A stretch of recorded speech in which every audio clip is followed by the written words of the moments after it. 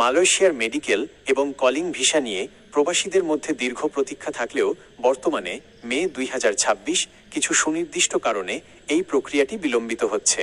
তবে আশার কথা হলো, দীর্ঘ অচলাবস্থার পর সম্প্রতি বাজারটি পুনরায় খোলার বিষয়ে দুই দেশের মধ্যে ইতিবাচক অগ্রগতি হয়েছে। নিচে বিস্তারিত কারণ এবং সর্বশেষ আপডেটগুলো দেওয়া হলো। 1. নতুন নিয়োগ নীতিমালা ও পদ্ধতি, এআই ভিত্তিক সিস্টেম। মালয়েশিয়া সরকার এখন এআই ভিত্তিক বা প্রযুক্তি নির্ভর একটি নিয়োগ ব্যবস্থা চালু করতে যাচ্ছে। এই নতুন ব্যবস্থার মূল লক্ষ্য হল সিন্ডিকেট প্রথা বাতিল করা এবং মধ্যস্বত্বভোগীদের দৌরাত্ম্য কমানো।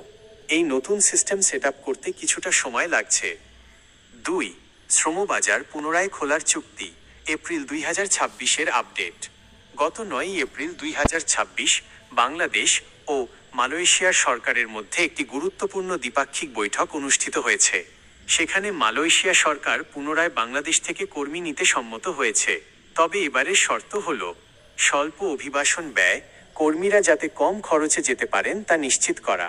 নির্ধারিত খাত, প্রাথমিকভাবে কৃষি, প্ল্যান্টেশন এবং ম্যানুফ্যাকচারিংয়ের মতো নির্দিষ্ট কিছু খাতে কর্মী নেওয়া হবে। 3. সিন্ডিকেট বিরোধী অবস্থান। বাংলাদেশের বর্তমান অন্তর্বর্তী সরকার আগের 100টি এজেন্সির সিন্ডিকেট পদ্ধতি বাতিল করে সব বৈধ রিক্রুটিং এজেন্সির জন্য সমান সুযোগ তৈরি করতে চাইছে।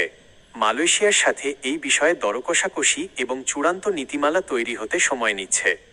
4. কোটা নির্ধারণ। মালয়েশিয়া বর্তমানে তাদের মোট শ্রমশক্তির 10% বেশি বিদেশি কর্মী না রাখার লক্ষ্যমাত্রা নির্ধারণ করেছে, যা আগে 15% ছিল।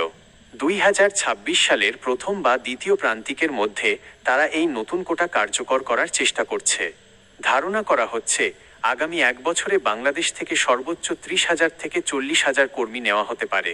সারসংক্ষেপ ও পরামর্শ: মেডিকেল, কলিং ভিসা বা ডিমান্ড লেটার চূড়ান্ত না হওয়া পর্যন্ত আনুষ্ঠানিকভাবে মেডিকেল শুরু হচ্ছে না।